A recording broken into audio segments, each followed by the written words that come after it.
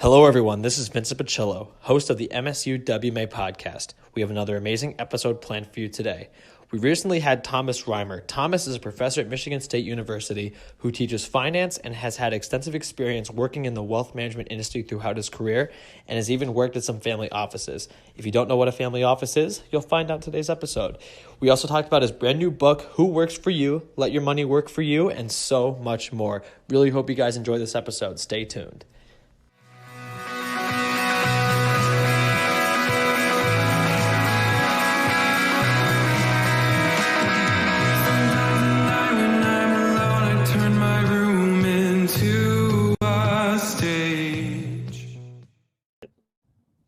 Welcome back, everyone, to another episode of the msuwma podcast. I'm here with Professor Thomas Reimer. Thomas, thank you so much for being on here. Thank you for having me. It's a pleasure and an honor, I must say. I've been watching some of these podcasts, and I think they're fantastic. Thank you so much. But yeah, so kind of to get things going. So for those who don't know you very well, tell us a little bit about your background and what your career in wealth management has looked like. Sure. Before I got to MSU about 6 years ago, I spent 20 years in the investment industry. I started out kind of, where everybody starts out on, it's sort of the bottom of the ladder. I was analyzing accounts for a private banking broker, who really didn't know. He was a great broker. He was a great investment professional, but he didn't even really know how to do account reporting for like client presentations. So he brings me in, and I thought, oh, hey, this is easy. This is nice. It's interesting. And then he wanted me to start analyzing mutual funds. I thought, oh, okay, this is not as easy, but also very interesting. And that transitioned into a career analyzing stocks. I actually worked with Professor Schiestel for a number of years at a bank where we were analyzing stocks. He taught me a lot about how to analyze stocks. I try to tell people it's the other way around. I taught him everything he knows.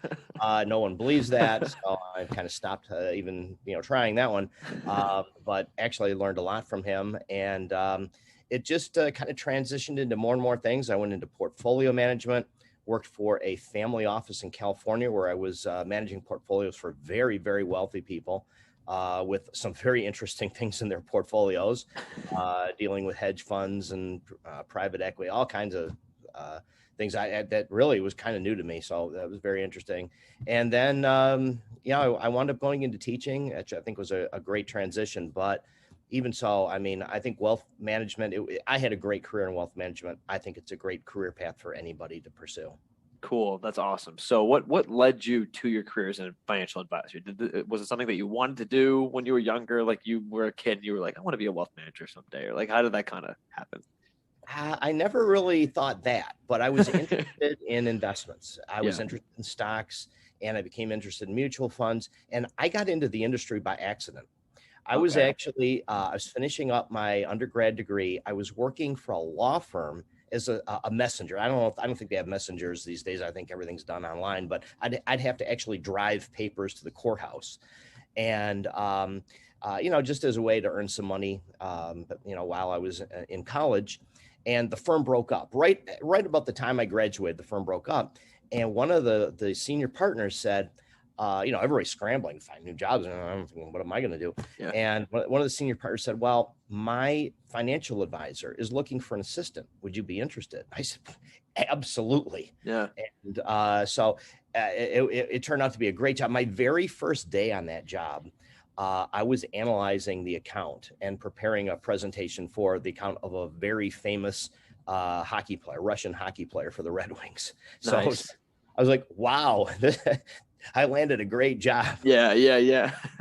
That's super cool. So in your experience, what has been like a day in the life of an advisor look like? So you said that you worked in a family office, and I really want to get into that like as we go on throughout the podcast. But like how does that look like, or how does it vary between firms you've worked at? I think there's one common theme, and I always started the day by reading. Knowing what's going on in the market, knowing what's going on in the world too. That affects, what's happening in the markets. It helps to know, okay, what factors are affecting that. So I think reading is a good way to start.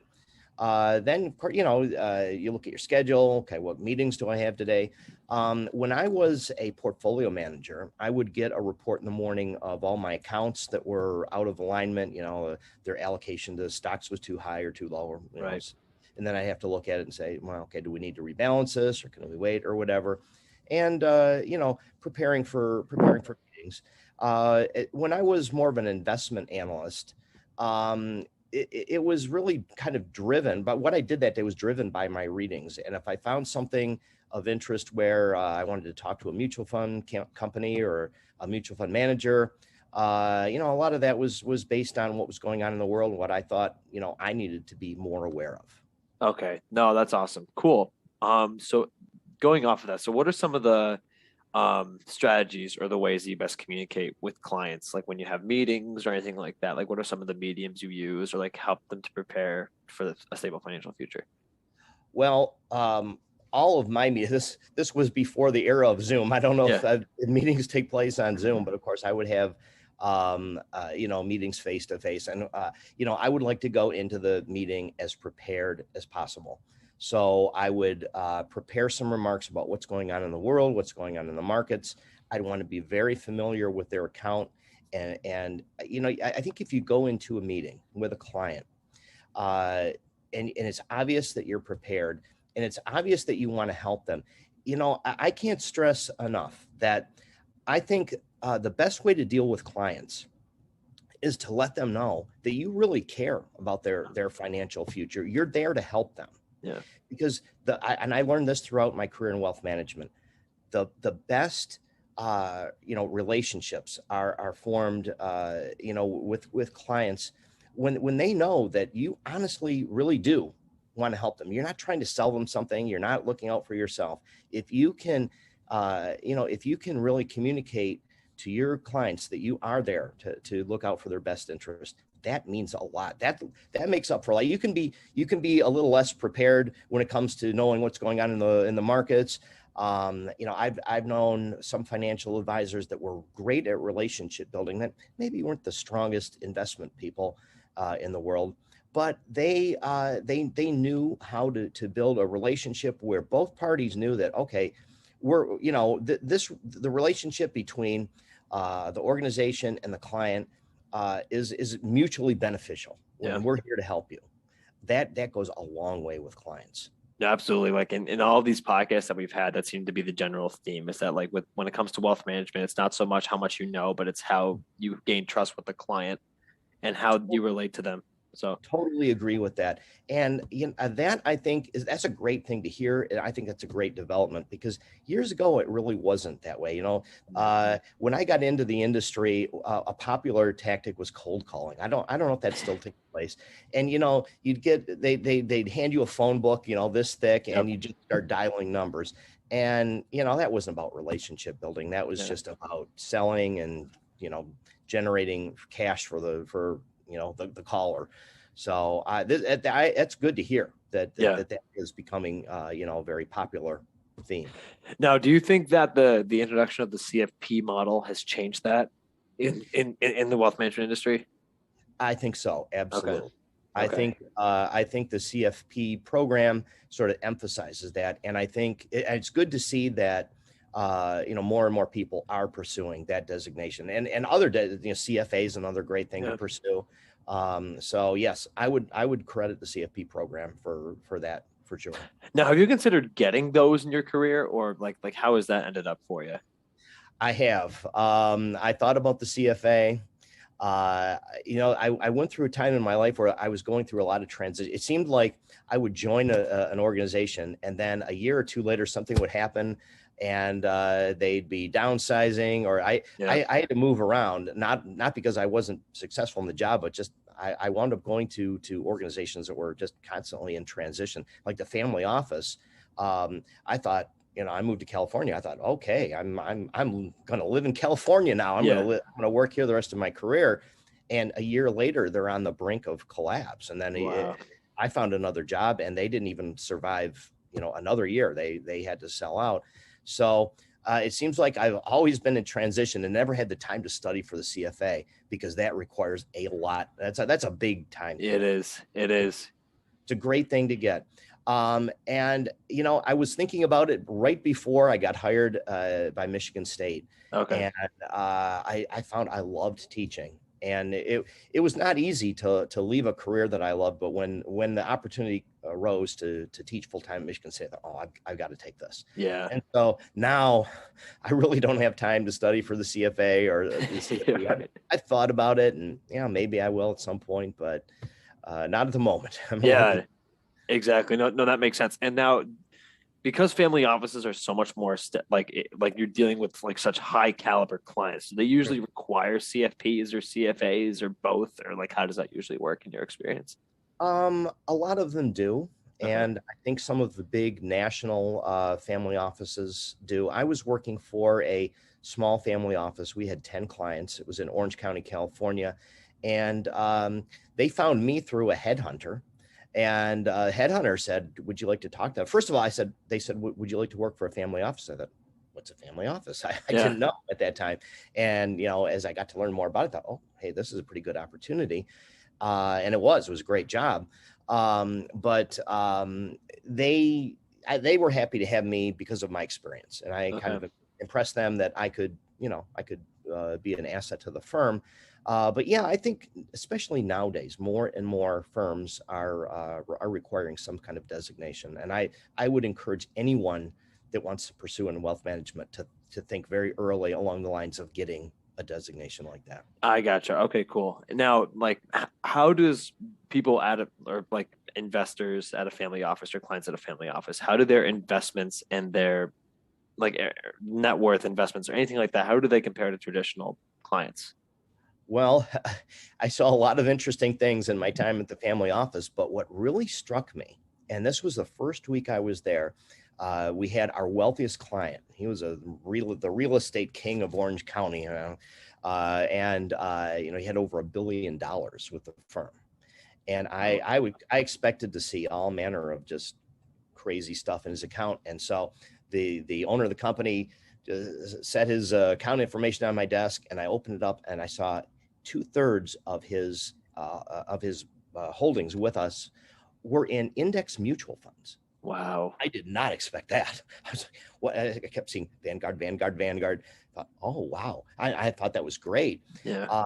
So he did have a lot of hedge funds, and he had a lot of, he would go to, cocktail parties at the club, and somebody would say, oh, well, I just sent $1 million to whatever, some goofy thing. And so he'd call me up and say, hey, I heard about this thing. Could you give him a call and check this out? And I would, and 90% of the time it would be something I wouldn't touch with a 10-foot pole. So I'd call him and I'd say, I don't like the look of this. He'd say, yeah, you're probably right. Just send them $500,000 or so. Like, okay. Yeah. Be nice. It's something, it's not a good investment, but yeah, I'll just throw $500,000 into it. Yeah.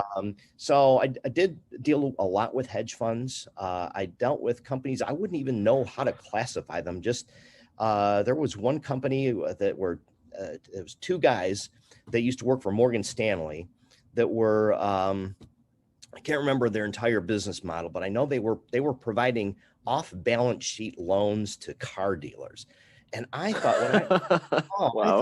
I thought, oh no, run away. And but some of our clients thought these guys were great, and they didn't have a high percentage of their net worth in that company, but I wouldn't have given them a penny personally. But it was the kind of thing. I'll just send them $1 million. So it might be nice to be able to do that.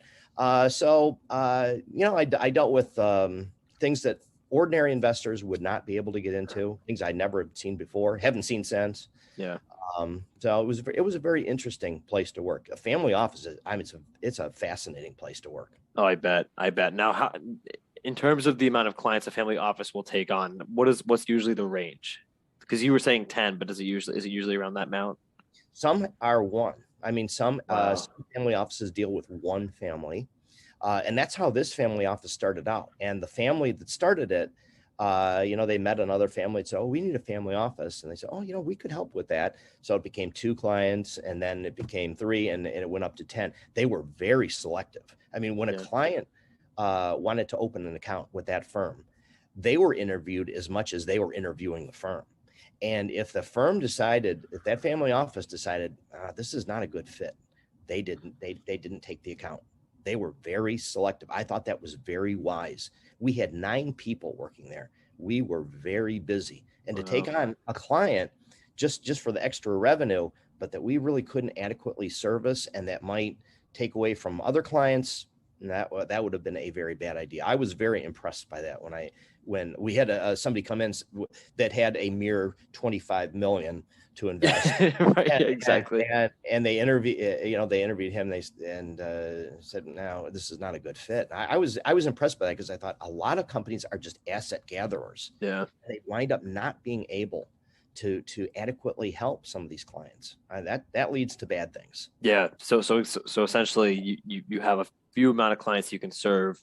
Mm-hmm. Totally, like you could put all of your assets and resources into those 10 companies, and they'd be fully good to go. But then if you keep adding them, then it might be busy, and that kind of takes away from the aspect of, I might not be able to service them anymore. So it really is an expression of customer service.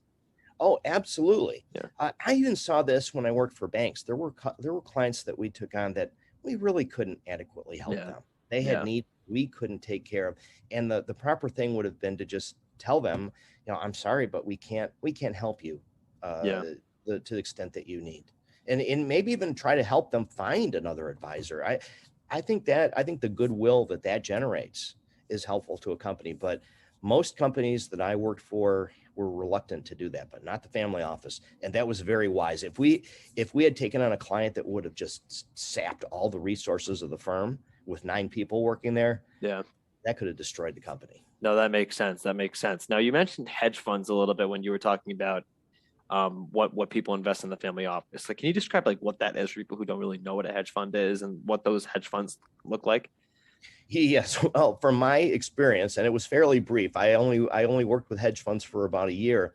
So it's an investment company and they're also very selective about who they can take on. Ordinary investors can't really get into hedge funds. They do all manner of stuff, and investing, short selling, just sometimes regular investing, like they were a mutual fund. Right. Sometimes they won't tell you. I was very shocked by this. One of our other clients, not our billionaire, but one of our other clients was interested in a hedge fund. And so he said, give him a call and find out a little bit more. And, he said, I really want to put some serious money into this potentially. And I read the documents. They did send me documents. I thought, I have no idea what they're doing. I mean, the documents were so vague. I thought, okay, I have to talk to somebody. I called them, and because at that point I had a lot of experience talking to mutual fund companies, and I could get on the phone with an analyst or even sometimes a manager, and they tell me exactly what their investment philosophy is, what their process is. They wanted you to know what they were doing. Right. And so I called this particular hedge fund, and I said, I've read all the documents. I still don't really understand what you're doing. Can you explain it to me? Well, no. And I was shocked. I said, what do you mean no? Don't tell people that. I don't, thank you very much. Hung up the phone. I was stunned. And hedge funds, there are hedge funds that do operate that way. So, they run the gamut of different strategies they might employ. It might be understandable. It might be something they tell you about, and it might not. It was a very strange world. I have to say, I left the family office not being a huge fan of hedge funds. Okay. I saw a lot of things going on, and the fees back then were astronomical. Now I think they've come down. I think they're still high. I think 1.5% is probably standard. That may be even low still. I saw hedge funds with like 3% fees. Sheesh. And then if returns cleared a certain hurdle, now they're getting it. I think the standard back then was called 2 and 20. So they would get 2% of all assets under management as their fee. And then any returns that they earned above 20%, they would get a huge percentage of that. That was a very lucrative business to be in. Unfortunately, most of the hedge funds that we dealt with at the family office didn't even come close to the hurdle of, there were a lot of losses involved. I gotcha. I'm really not a fan of hedge funds, to be honest with you. Gotcha. Now, is a hedge fund like a mutual fund, and like it's like a collection of companies that people invest in, but it's just very selective? It can be. Okay. I mean, hedge funds can do a lot of different. Yes, there were several hedge funds, many hedge funds actually that I talked to that we dealt with at the family office that were very, very similar to mutual funds. The only difference was you had to have a certain net worth. I can't remember what the restrictions were. Your income had to be at a certain level. Your net worth had to be a certain level to even, be able to invest with them. But what they were doing was exactly like a mutual fund. Interesting. Okay. Now, what would you say? So this is kind of a two-part question, but kind of switching gears a little bit. Like, what would you say financial advising has taught you personally, and what is the most important qualities of a financial advisor? I've already mentioned what I think is the most important quality, and that I think is being a good relationship builder. Hmm. Truly having the best interest of your client, as the forefront of everything that you do. And clients can see that, and they know when that's not the case. Yeah. And so I think that actually is, as you said, that's more important a lot of times than perhaps what you know. Yeah. But having said that, I think it is important to know what's going on in the markets. I think it's important to know as much as possible about the investments that you deal with. A lot of wealth managers work for firms where they might have a buy list or recommended list. Don't rely on the investment analyst necessarily to send you talking points. I spent a lot of my career doing just that, preparing talking points for portfolio managers that really their job, that as they saw it, was to memorize the talking points. You can do that. And I Yeah. mean, you can be successful doing that. I don't know. I think it's better to have a good base of knowledge about all the investments that you're going to talk about, not just reading, not just memorizing and reciting something that somebody else has told you. Yeah. So I think those are two keys. And being organized, especially if you have a lot of accounts, you don't want accounts to kind of slip through the cracks and then 6 months later realize, oh my goodness, the alignment is way out of the account is way misaligned here, and oops, I didn't see it and didn't do anything about it, and clients tend to not be real thrilled about that. Yeah. Exactly. So Exactly. some organizations have good client or customer relationship management programs. Some have none. I've been at firms where their system was Excel. Good luck, build your own spreadsheet, and that's it. Well, whatever you have to work with, just use it, be organized, and take care of your customers and know your customers, know what their needs are. That's a key phrase in wealth management: know your customer, know your client. That it's said often for a reason. It's very important. Awesome. Awesome. So, is there something that people should know about financial advising that isn't talked about enough, do you think? I think what it is, well, my thought on that, it seems like maybe it is being talked about more, and that is just having good relationship building skills and Yeah. having the customer's best interests at heart. Because when I was in the industry, it wasn't talked about enough. It wasn't done enough. It sounds like now that may not be the case, but that is one thing. If somebody isn't hearing that enough, well, they need to hear it more, because I think that really is a strong key to success in wealth management. Interesting. Okay. Now, definitely switching gears a little bit. I want to talk more about your book. I mean, you just wrote a book, and I really enjoyed it, and I'm sure many other people will as well. But talk us through like what the book is, what it's about, and what Mhm. inspired you to write it. Yeah. Well, the reason I wrote it was because of Michigan State. It was my first semester at Michigan State. I taught one section of financial management at night, and I noticed that every time I brought a personal finance topic up in class, people were more engaged. And then I started getting students after class coming up to me saying, we wish you'd talk more about personal finance because it's really interesting and we're not getting enough education about it. And I thought, well, that's strange. I mean, there's a jillion books out there about it. Yeah. And there's even a class at Michigan State, excuse me. And I thought, well, I don't understand, why they're saying that. And I talked to people and they said, well, I took the class, didn't get much out of it. I've read some of the books and, I don't know, they just weren't interesting to read. So I decided to write a short sort of conversational, even, throwing humor and personal examples and sort of, I mean, that's the way I teach my class as well. And just something where you read it and you feel like you're actually talking to me or I'm talking to you. I guess it would be me talking to you. Yeah. And I'm pleased to get that kind of feedback that's exactly how people felt when they read the book. So my purpose in writing it was to get practical information out there in a more of an easy to read format. Yeah. Because there are a lot of great books out there. Some of them are large, some of them are kind of dry. And so I decided to go a different direction, make it a little bit more humorous, a little bit more interesting, and make it a quick read. Awesome. No, I mean, and I definitely got that, especially for someone who doesn't really know about like diversification or bonds or stocks or what equity is, all of that kind of stuff, like all the important stuff that you should know before you invest. It's a really good starting book for people just to understand the basic concepts. And I really think you nailed that, which is awesome. So, Thank you. but what made you passionate about personal finance? Like,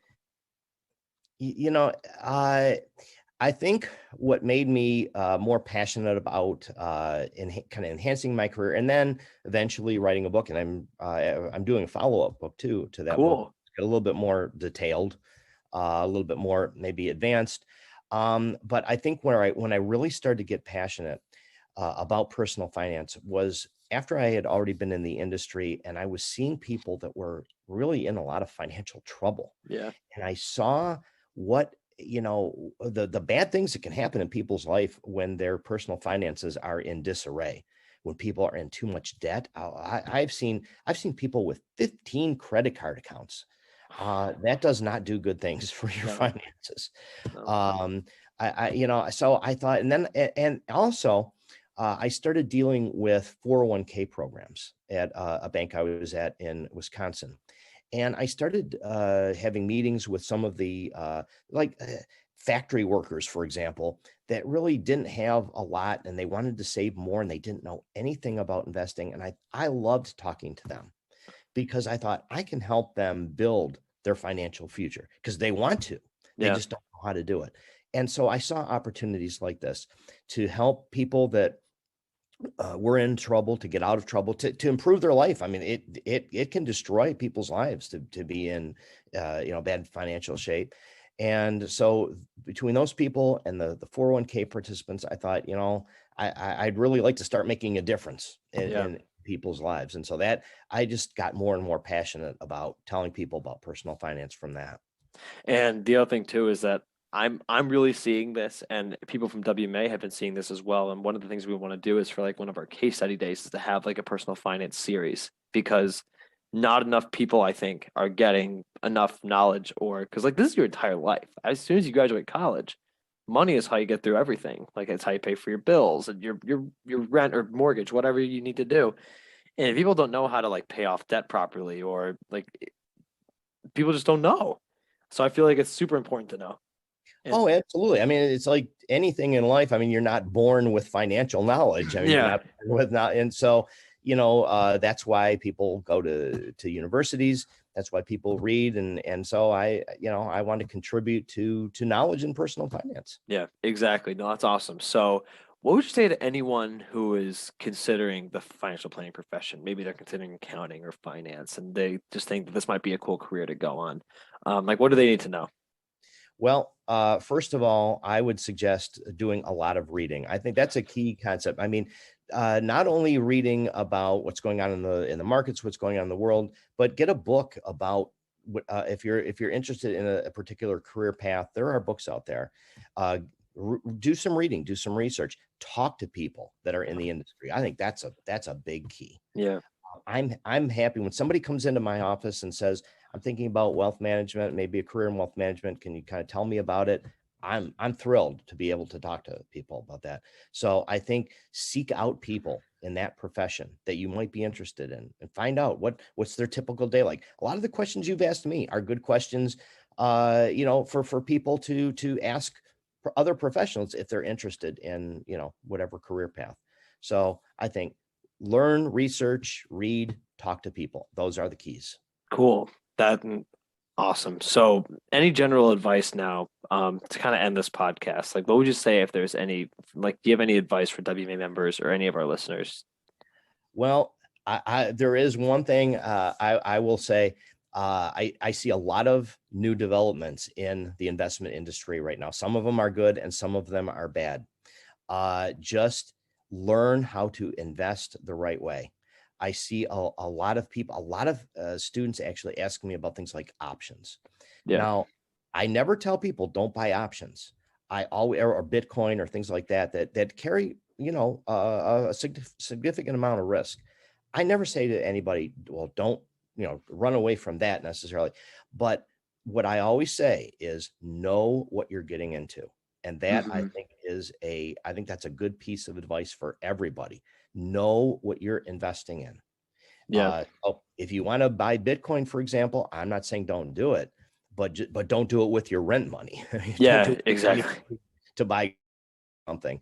So I think that's the one piece of advice I would give is know what you're getting into. And that's the one thing that I really got out of your book too, is because you really go into detail about investing versus speculation. And I think a lot of these things that people are calling investing, we all know what it is, but it's purely speculation because it's not backed up by data. It's not backed up by any type of knowledge. It's all kind of just it's all emotionally based. Like, oh, I see other people doing it, so I'm going to do it too. But they don't know what it is that they're investing in. It's just like they just want they want to hop on the train. So Oh yeah. I actually had a question when I was in Russia from somebody that said, "Oh, I'm interested in foreign exchange as an yeah, investment." And I said, "Well, as an investment, no. If you want to gamble and speculate on that, that's fine. But don't put your investment. Don't think you're investing in something for solid for your future because it's a gamble. I exactly. didn't say don't do it. It's like do it with money that you can afford to lose. I think Exactly. that is the key to being a successful investor, knowing what's an investment and what isn't, and knowing what money to put in different, different types of things that you can, I don't want to say invest in, but you can put your money into. Yeah, no, exactly, exactly. Now, for anyone who is interested in the concept that we just talked about, along with several others, the book is called Who Works for You, Let Your Money Work for You. Where is it available on? Right now, it's only available on Amazon. I'm looking to sort of expand the network of places that offer it. And I'm also working on a book that I'm titling Building Lifetime Wealth. Nice. And that will be available through the same channels. I hope to have that finished in the next month or two. Cool. No, that's awesome. And we'll put a link to that in the description. But Professor Reimer, thank you so much for being on here. It's been an honor and a pleasure. Thank you very much. It's been my pleasure. If you like what you just heard, please like, comment, and share. This is Lance Mullen, producer of the MSU WMA podcast. MSU WMA, or Michigan State University Wealth Management Association, is a student organization part of the Eli Broad College of Business, located in East Lansing, Michigan. Our mission is to inspire and educate the next generation of financial planners. Thank you for listening to today's episode. If you enjoyed, please check out our channel on all platforms such as Spotify and Apple Podcasts, and check out our social media at MSUWMA and MSUWMA.com.